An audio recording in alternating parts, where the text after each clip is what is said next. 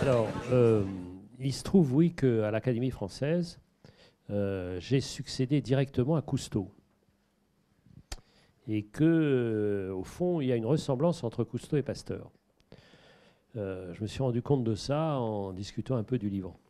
C'est que grâce à Cousteau et à son scaphandre autonome, on a compris et on a fait connaissance avec ce qui se passait sous la surface de la mer, qu'on ne connaissait pas. Et quand tout petit, j'ai vu Le Monde du silence, je me suis dit, dis-moi, sous la mer, il y a des choses, enfin dans la mer, il y a des choses invraisemblables qu'on ne connaissait pas. Et Pasteur, c'est la même chose avec le microscope. On ne savait pas trop ce qu'il y avait dans l'infiniment petit, enfin dans le très petit, et grâce au microscope, on savait. Donc il y a une sorte de continuité à ce fauteuil, comme on dit. Mais il se trouve qu'on a une salle de travail, et que dans cette salle de travail, mon voisin, c'était François Jacob. François Jacob, prix Nobel de médecine, en même temps compagnon de la Libération, héros de la guerre, etc. Mais là, il était prix Nobel de médecine. Et on était donc voisins, et on parlait tout le temps. Parce que les séances du dictionnaire sont un peu embêtantes, donc on parlait. Et on parlait d'autant plus que notre tsarine en chef, c'est-à-dire Hélène Carrère-d'Ancos, n'osait pas engueuler François Jacob. Pour deux raisons. D'abord parce qu'elle le trouvait super beau, c'était le cas. Et en plus, il était prix Nobel, donc on n'engueule pas un prix Nobel. Et donc, de temps en temps, elle me faisait les yeux noirs, parce que je parlais trop. Et alors, comme les mauvais élèves, je montrais en disant que c'est lui. C'est à cause de lui. Et puis, mais lui, il m'accablait parce qu'il me disait, comment se fait-il que toi, qui es complètement nul, mais nul de chez nul en biologie, occupe ce fauteuil? Donc, c'est pas possible. Donc, il faut que tu apprennes des trucs. Et donc, puisque le reste, tu ne pourras pas faire parce que c'est trop compliqué pour toi, donc, fais une biographie. Parce que ça, en gros, tu dois savoir faire une biographie. Donc, c'est comme ça. Donc, j'ai commencé la biographie avant qu'il meure. Puis, il est mort. Et donc, j'ai travaillé pendant longtemps pour essayer les mécanismes. Parce que, franchement, je connais 2-3 trucs en économie, 2-3 trucs en droit. Mais alors, en biologie, franchement, ça, zéro de chez zéro. Et donc, j'ai travaillé là-dessus, et c'est comme ça. Et je me suis rappelé en même temps qu'il y avait d'autres liens avec Pasteur. C'est que les 15 premières années de ma vie, je les ai passées à Paris, au coin du boulevard Pasteur et la rue de Vaugirard, juste au-dessus de la station Pasteur, ligne 6, pour ceux qui sont intéressés, et qu'il y a dans l'avenue de Breteuil, que je gagnais pour aller à l'école, il y a une sorte de place et l'avenue de Breteuil, et il y a une énorme statue de Pasteur. Et mon père était coureur automobile à mi-temps, donc il tournait autour de Pasteur en dérapage contrôlé, quand on était petit. Donc j'étais absolument obligé de raconter cette histoire de Pasteur. Et comme en plus j'ai une sorte de projet d'autodidacte, c'est-à-dire d'apprendre petit à petit des mécanismes de la science que je ne connaissais pas. Et le premier, je l'ai commencé ici, puisque j'avais fait des régates depuis toujours, donc je savais 2-3 trucs en micro-météo, mais j'ignorais absolument tout des relations entre l'océan et l'atmosphère. Donc je suis venu ici, puis je commençais à prendre des cours à l'université de Bretagne, et c'est comme ça que j'ai fait le livre sur le Gulf Stream. Et puis je me suis dit, mais la science, n'est pas réservée aux scientifiques, il suffit de faire un peu d'effort. Et puis évidemment, on n'entrera pas dans les détails, mais voilà. Et puis à l'Académie française, moi je suis celui qui est le plus de lien avec l'Académie des sciences. Parce que je suis sans arrêt fourré chez eux en leur demandant de me raconter des trucs. Et mon prochain domaine, ça va être l'astronomie. J'y connais rien, mais j'ai un super prof qui s'appelle Léna, et qui est un type génial. Et alors je gagne un temps infini parce qu'ils me disent quoi lire, comment ça va, ils corrigent ce que je fais, etc. Donc je ne suis pas scientifique, mais vraiment je me soigne pour essayer de comprendre ces mécanismes-là. Et le dernier professeur que j'ai, c'est un professeur de géologie que j'ai croisé par hasard au Salon du Livre à Paris. Et il me demandait une préface. J'ai dit non, pas de préface. Si, une préface. Et alors il a eu un argument extraordinaire. Il m'a dit, écoutez, j'ai regardé, vous étiez en Bretagne, Nord, 22610, Lannemodé. Et eh bien, à 800 mètres de chez vous, il y a les roches les plus anciennes de France. Alors j'étais obligé de lui faire sa préface. Vous êtes d'accord? Et donc il m'a fait visiter le site, et donc c'est mon professeur. de géologie. Et ce type, il est génial parce que son nom, professeur de géologie, son prénom c'est Pierrick et son nom c'est Graviou. Pour un prof de géologie, c'est pas mal. Donc je vais faire en 50 pages l'histoire de la Terre. Son père a été soldat de Napoléon. Donc, et c'était la grande histoire de sa vie, bien sûr. Et donc, Louis Pasteur a été élevé dans la grandeur de la France. Donc le grand patriotisme et tout ça, premier élément. Deuxième élément, quand il quitte l'armée après Waterloo, il reprend le métier de sa famille, c'est-à-dire tanneur. Donc il s'occupe des peaux. Il prend les peaux des animaux morts et puis il leur fait toutes sortes de subir d'opérations pour que ces peaux deviennent, pour faire tout ce qu'on peut imaginer, ce qu'on fait avec des peaux, des vêtements, des sacs, etc., etc. Et donc on imagine très très bien, j'ai été à Dole où il vivait d'abord, et puis ensuite à Arbois, et on imagine très bien le petit Pasteur courant derrière son père, qui fait subir aux peaux toutes sortes d'opérations. Et c'est évidemment avec des opérations assez fascinantes, mais qui sentent très mauvais. Et puis parce qu'on rejette les viscères des animaux et lui boucher pas loin à qui il achète les peaux dans le canal devant. Donc on peut imaginer qu'à la fois il est fasciné parce que c'est à la fois, enfin on redonne vie à quelque chose qui est mort. On redonne vie à la peau d'un animal mort. Et donc ça c'était aussi quelque chose qui a dû jouer dans sa vie. Et puis aussi la puanteur qui venait du canal dans lequel on jetait les viscères des animaux qu'il avait dépouillés. Et puis il y a un autre épisode qui m'a bien bouleversé. C'est qu'il est donc élève d'abord à Arbois, au collège, dans le Jura. Moi, je ne connaissais pas le Jura. Et je dois vous dire que le Jura, c'est pas loin de la Haute-Saône, le Jura. Et donc, c'est un endroit absolument sublime où on mange comme pas possible. Pas possible. Poulard au Maury avec du vin d'Arbois. Je vous recommande. J'ai découvert des choses parce que quand même, on est écrivain, mais on n'en est pas moins homme et gourmand.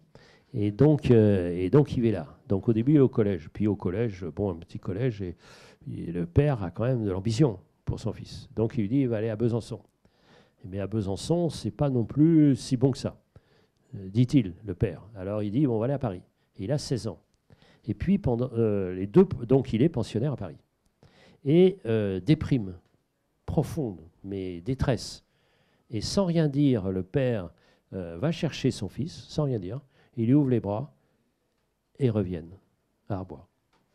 Et là, j'ai essayé de résumer ce qui se passe. Et j'ai dit qu'au fond, son père aimait plus son fils que l'ambition qu'il avait pour lui. Et ça, c'est la marque des vrais parents. J'ai tellement vu, notamment au bord des pontons, quand il y a des enfants pour lesquels on a une grande ambition, ou au bord des cours de tennis, en disant quand le petit gamin il a 9 ans, il a 12 ans, il a raté une régate, ou il a raté son match, les parents ils engueulent parce qu'ils se voient déjà, Nadal, machin, est riche et tout. Et donc ce moment, donc, ça n'empêche pas d'avoir de l'ambition pour ses enfants, mais aimer plus les enfants que l'ambition qu'on a pour eux. Donc si vous avez la grandeur, si vous avez la tannerie, et si vous avez la confiance et l'amour, après, vous faites ce que vous voulez. Mais alors, ce qui est intéressant, c'est le mariage. Parce qu'il est jeune professeur, son premier poste prof d'université, et il va à Strasbourg. Et le recteur de l'université a 3 filles, dont une est déjà mariée, donc il en reste 2 à marier. Donc tous les dimanches soirs, il invite tous les jeunes professeurs pour qu'ils rencontrent les filles. Et alors lui, il est invité, et le lendemain, il écrit au recteur en disant qu'il va bientôt recevoir une demande en mariage. Mais on ne sait pas de laquelle des 2. Et il y a une sorte de mystère, on ne sait pas laquelle des 2. C'est quand même formidable. Et donc, finalement, c'est Marie, une des 2, qui, honnêtement, n'est pas la plus belle, mais qui le fait mariner un peu quand même pendant un mois. Alors, il pleure, parce qu'il pleure, lui. Il rit pas, mais il pleure. Dès qu'il ne va pas, il pleure. Et donc, finalement, il dit oui, et ça va être la campagne inouïe de toutes les minutes, de toutes les batailles, de toutes les présences, de tous les drames, de toutes les gloires.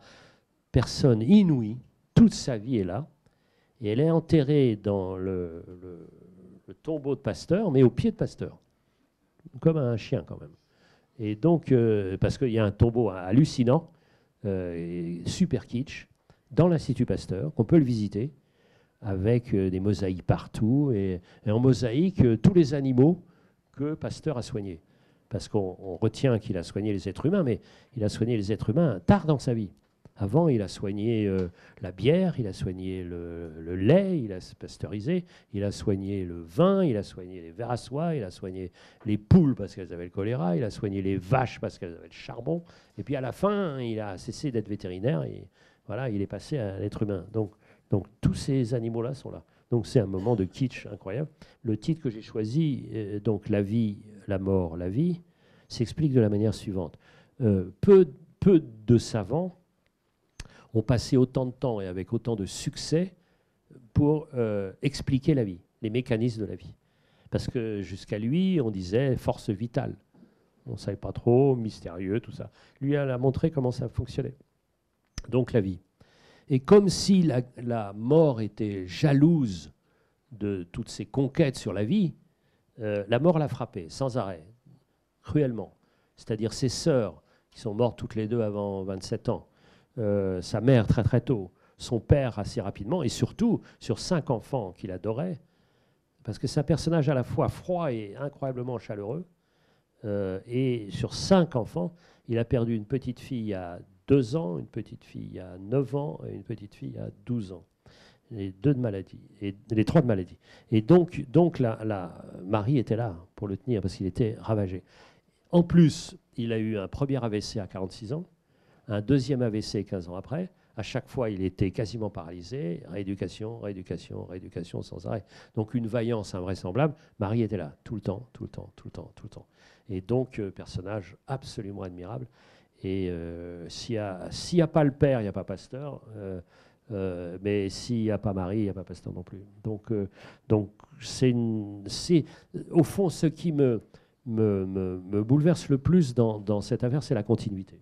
Parce que quand il réussit à mettre au point ce vaccin contre la rage, ce traitement contre la rage, il communique cette grande nouvelle mi-octobre, alors qu'il avait commencé le traitement en juillet 1885. Et donc, il annonce ça. Immédiatement, c'est dans le monde entier, on s'émerveille parce que peu de gens, au fond, mouraient de la rage. Ce n'est pas du tout la peste ou la tuberculose, mais c'était mythique. C'était l'ennemi du genre humain et des animaux.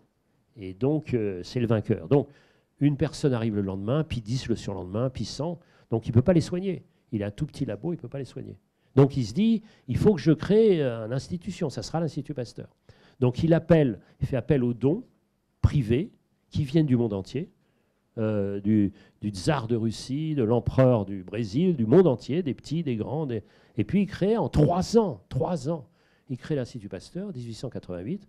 Et donc, il commence à soigner, à continuer la recherche et à transmettre. Donc, la vie continue. Et aujourd'hui, ça, on est en 1888. Aujourd'hui, l'Institut Pasteur compte 5000 chercheurs dans le monde entier, 32 centres, et il est au premier rang notamment de la lutte contre Ebola, par exemple, maladie infectieuse, mais aussi des recherches quasiment fondamentales avec ce qu'on appelle le macrobiote, c'est-à-dire toute la faune intestinale. Et vous savez qu'on est en train de faire des tas de recherches dans ce domaine-là, et on est en train de découvrir qu'il y a des liens très étroits entre tout ce qui se passe dans l'estomac et tout ce qui se passe au cerveau. Il a déjà eu quelques résultats scientifiques sérieux. Donc à 30 ans, il est nommé le recteur de l'université de Lille qu'on vient de créer. Et il arrive et il voit que les brasseurs, ceux qui fabriquent la bière, ont des tas de problèmes parce que dans certains cas, la bière sent mauvais, elle n'est pas bonne et tout ça. Et donc, à la stupéfaction des industriels, il va dans les usines, il va dans les brasseries et il passe son temps à prélever dans les cuves des petits, voilà, des petits parties de bière et il regarde ce qui se passe. Et puis il voit que quand la fermentation se passe mal, il y a des petits filaments qui ne sont pas dans les autres. On dit, tiens, qu'est-ce qui se passe? Et là, il va faire ces découvertes absolument clés que chaque fermentation et chaque dérive de la fermentation est due à un agent particulier. Ce n'est pas une force générale comme ça, qui un peu mystérieuse, encore une fois, qui était là. Et donc, c'est à chaque fois soit un petit champignon, soit une bactérie. Et donc il voit ce qui se passe. Et donc, il va faire ça avec le lait qui tourne. Pourquoi le lait tourne? Il va faire ça avec le vin, parce que le vin aussi a des maladies. Donc, à chaque fois, il y a une maladie. Il va trouver l'agent de la maladie. Et quand après, on va l'appeler au secours, parce que c'est ça qui lui arrive, on l'appelle au secours. C'est-à-dire les ministres l'appellent au secours quand il y a des drames. Et par exemple, le ver à soie, parce que on ne sait plus ça, parce qu'il y a la soie, bien sûr, naturelle encore, mais le ver à soie pour toute la région lyonnaise, avec évidemment les soyeux, mais tout ce qui était, disons, au cœur du Massif central et vers le sud, ils vivaient de ça. Et les vers à soie ne vont pas bien. C'est-à-dire qu'au bout d'un moment, il y a des petits points noirs qui arrivent, et puis donc on peut plus dévider, on ne peut plus créer la soie. On ne peut plus créer la soie. Donc misère absolue, alerte générale. Et c'est là où il est formidable, c'est-à-dire qu'au lieu de rester dans son labo, faire venir les choses, il y va. Il est allé 18 fois à Alès, il a une maison qu'il loue, il installe un laboratoire, il met toute sa famille là, c'est-à-dire c'est les survivants de la famille, qui sont là avec leur petit microscope et qui regardent. Qu'est-ce qui se passe? Donc on imagine toute la famille qui regarde. Donc c'est formidable. Et puis il trouve la solution. Il trouve la solution en notant qu'il n'y a pas une seule maladie, mais deux maladies. Et aussi que pour prévenir les maladies, il faut l'hygiène. Parce que ça, c'est la grande bataille. C'est-à-dire, comme tous les agents de la fermentation, les agents bienfaisants, mais aussi les agents malfaisants des maladies, sont liés à des microbes. Ce qu'on ne pensait pas. Donc, il faut repérer la bactérie et surtout se protéger de la bactérie. Alors, il y en a, et c'est pour ça que les médecins vont le détester, puisqu'il leur met le nez dans leur inefficacité. Et que jamais les médecins, en tout cas jamais les chirurgiens, n'ont été aussi mauvais, aussi meurtriers qu'à cette période. Pourquoi? Parce qu'ils faisaient des grands progrès en technique, mais ils passaient directement des salles de dissection de cadavres à l'opération. Donc, ils avaient des taux de mortalité dans la moindre opération, mais de 90%. Donc, et lui, Pasteur, et quelques autres au début, ils disaient, mais non, c'est pas comme ça qu'il faut faire. Et comme ils refusaient, parce qu'ils étaient modernes, les chirurgiens de ce cas-là, et donc ils disaient, ben, on ne va pas faire comme avant, donc on ne cautérise pas, etc. Toutes ces choses-là, ils refusaient comme des techniques du Moyen-Âge. Donc il y avait des taux de mortalité inouïs. C'est là où il y aura, vous savez, le docteur Semmelweis, sur lequel Céline a fait sa thèse, mais il y aura aussi le grand chirurgien d'Édimbourg, Lister, qui soutiendra Pasteur, alors que tous les médecins seront contre lui et l'appelleront le chimiatre. Parce que c'est les médecins qui doivent s'occuper de médecine. Et ce qui est formidable avec Pasteur aussi, autre leçon de Pasteur, c'est que pour comprendre les choses, il ne faut pas seulement être spécialiste. Il faut faire de la chimie, il faut faire de la physique, il faut faire évidemment de la biologie, il faut faire etc. etc. Donc vous voyez, ça c'est aussi une nouveauté. Donc ce n'est pas seulement sciences fondamentales, mais c'est sciences appliquées. Ce n'est pas seulement le privé, le public, mais c'est aussi le privé. Et ce n'est pas seulement une discipline, mais c'est toutes les disciplines pour comprendre le mécanisme du vivant. Moi, j'ai été passionné par toutes ces leçons. C'est exactement comme ici, il y avait un meurtre, un serial killer. Il va sur le terrain et il dit, bon, qui est responsable de la mort de tous ces vers à soie, ou de toutes ces poules, ou de toutes ces vaches? Donc il va et puis il repère quel est l'agent, quel est le serial killer. Il va sur place et il voit comment ça se passe. Il voit pourquoi dans le sol, comment c'est transmis par le sol. Est-ce que ça ne serait pas les vers de terre? Enfin, chez Sherlock Holmes. D'abord, il pique un peu les résultats de son équipe. C'est-à-dire qu'Émile Roux, qui a été son successeur, a été très en avance de lui par rapport à la rage. Et donc, il avait trouvé des techniques, notamment pour atténuer la virulence des virus. Hein, parce qu'on prend les virus et puis on atténue, on prend des lapins contaminés, on met des morceaux de moelle comme ça sur la potasse pour le dessécher. Et puis, comme ça, grâce à ce système, on atténue la virulence. Et donc, on commence par le vaccin, enfin le traitement plutôt, on commence par prendre un petit bout de moelle quand même très atténué, et puis on monte jusqu'à ce qu'il y a le plus virulent. Et donc, c'est le principe. Et ça, c'est pas Pasteur qui l'a trouvé, c'est, semble-t-il, Émile Roux. Donc, il pique des trucs. Déjà, bon, enfin, beaucoup de patrons font ça. Hein. Moi, je sais, j'ai fait une thèse, j'avais un patron, à la fin, je lui donnais pas trop les rares idées que j'avais, quoi, parce que autrement, c'était piqué. Il dit, ah, c'est marrant. Et alors, il me disait, je me souviens, mon patron en économie disait, je vous permets de me citer. Voilà. Vous me direz, c'était comme Mitterrand, j'écrivais des discours. À la fin, dans la voiture blindée, quand on revenait, il dit alors, qu'est-ce que vous avez pensé de mon discours? Non, non, mais vous savez, la propriété, c'est quand même des trucs un peu comme ça. Donc voilà, c'est très... Il y a ce premier culot-là, et puis le deuxième culot, qui est énorme, c'est qu'il avait traité uniquement des chiens et des lapins. Et là arrive un petit Alsacien, et bon, qui vient d'être mordu, et alors, qu'est-ce qu'on va faire? Donc, toute son équipe, sans exception, dit non, on n'est pas prêt. Et si jamais ça ne marche pas, s'il meurt, mais le laboratoire ferme, c'est la honte mondiale, parce que tout le monde a les yeux fixés sur cette affaire. Et puis, Pasteur dit non, on va le traiter, donc culot énorme. Culot énorme. Il faut dire que Pasteur, il était complètement dans sa ligne, parce qu'il a été jusqu'à écrire à l'empereur du Brésil en disant, vous avez bien 2-3 condamnés à mort, donc vous ne pourriez pas me les filer. Donc on va faire un peu. Et puis si jamais ils meurent, de toute façon, ils étaient condamnés, donc c'est pas grave. Et puis autrement, ça fera progresser. Alors il se reçoit une avoinée de l'empereur du Brésil qui lui dit, écoutez, c'est pas ma conception de l'être humain. Bon, donc très bien. Non, c'était quand même bon. Et comme ça, et puis il y va, et puis ça marche. Ça marche. Et donc alors c'est évidemment, vous imaginez, c'est pas le principe de précaution. C'est pas le temps qu'on met pour valider un médicament. Vous direz, on valide un médicament, mais enfin, avec quelques... Hein, c'est pas ici qu'on va dire. Hein, parce que, voilà, hein, vous voyez ce que je veux dire, hein, bon. Et donc, voilà. Donc, Madame Frachon, peut-être, non? Hein? Ça sonne d'ici, non? Voilà. Hein, ça sonne bien d'ici. Donc, voilà. Donc, en tout cas, il n'y avait pas du tout ces précautions-là à ce moment-là.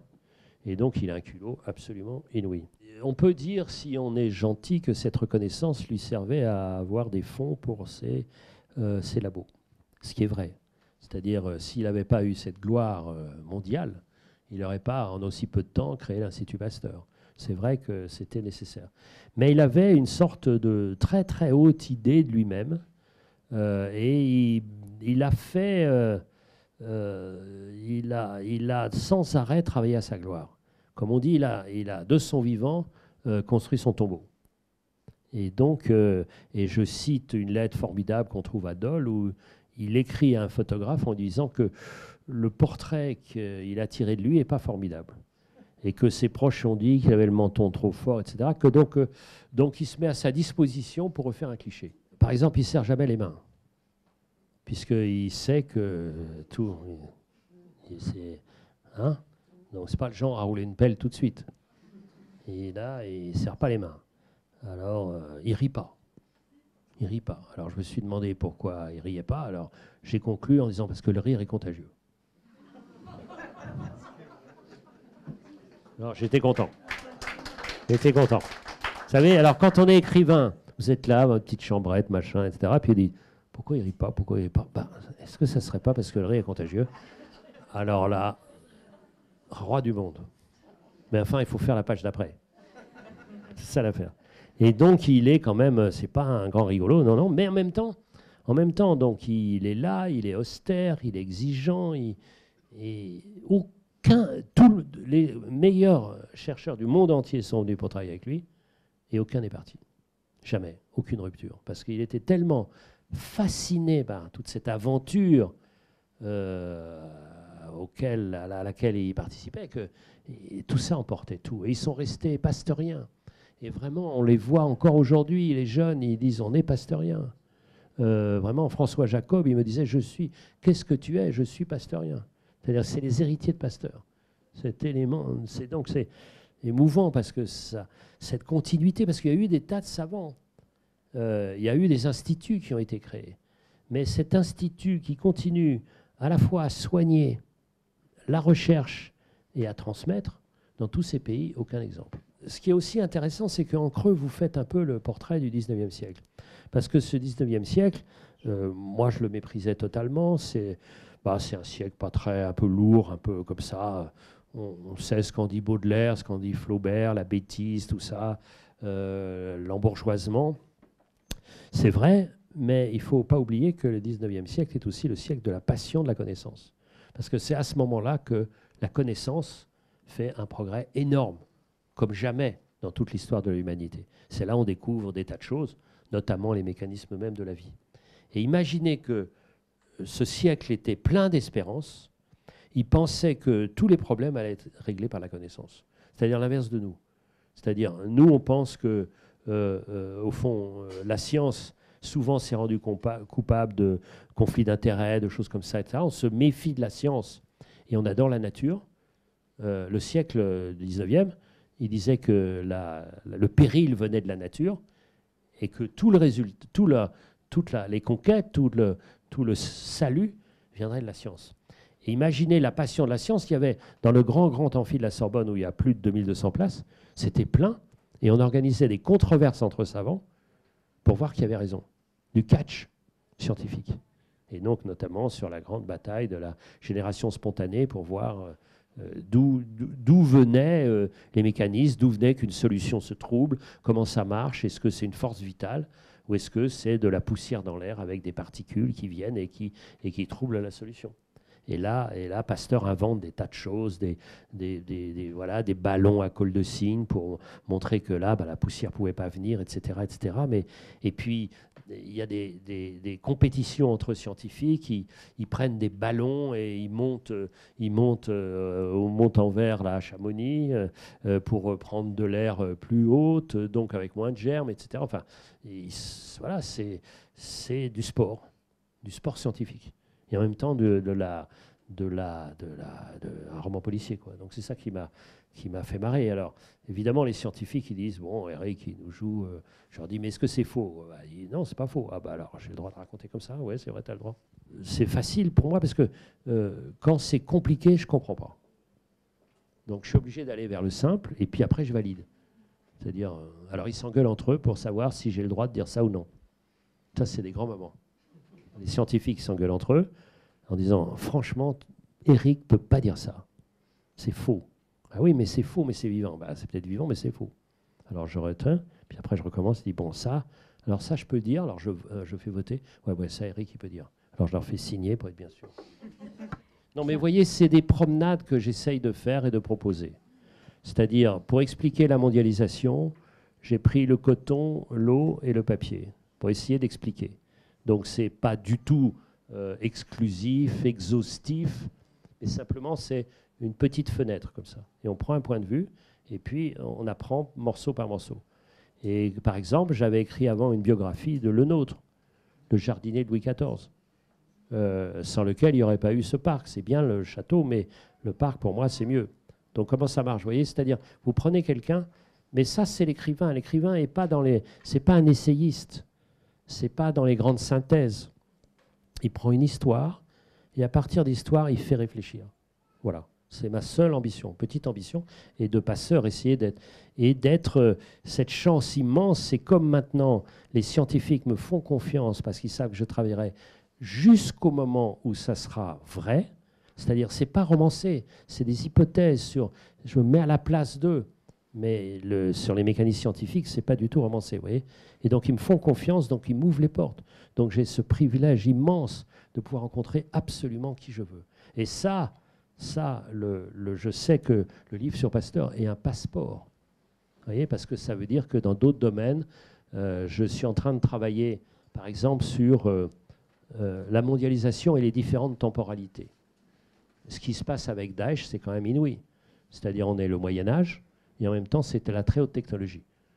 Puisque dans tous les domaines, même de la communication, puisqu'ils obligent les condamnés à rejouer leur scène où ils vont être égorgés jusqu'au moment où ça va être suffisamment émouvant. Puis après, ils les égorgent. Donc ça veut dire qu'ils vont quand même très très loin dans la com. Plus tous les réseaux, plus tous les trucs. Donc, vous voyez, ce qui m'intéresse, moi, c'est ces articulations de temps entre, si vous voulez, si on n'est pas dans la modernité, on ne peut pas être aussi cruel parce qu'on ne sait pas ce qui se passe. Si on n'est pas dans la modernité et dans les contacts, Ebola reste dans une clairière, mais vous voyez, se développe pas partout. Donc ça aussi, c'est des questions entre la mondialisation et puis la contagion, et puis les maladies. Vous voyez, ce genre de questions. Donc le temps, bah, ça veut dire que je vais aller voir les physiciens qui vont m'expliquer c'est quoi le temps et quelles sont les relations entre le temps et l'espace. Et je vais gagner évidemment beaucoup de temps quand quelqu'un va m'expliquer ce que c'est que les deux théories de la relativité d'Einstein, où je suis absolument incapable de rien comprendre là-dedans. Donc j'agace énormément parce que, comme à un enfant, je dis pourquoi. Et puis tant que je n'ai pas compris, je ne lâche pas. Je lâche pas. Je prends le mollet, je ne lâche pas. Et donc c'est pour ça qu'en gros, en général, on comprend parce que je n'oublie aucun maillon de l'explication.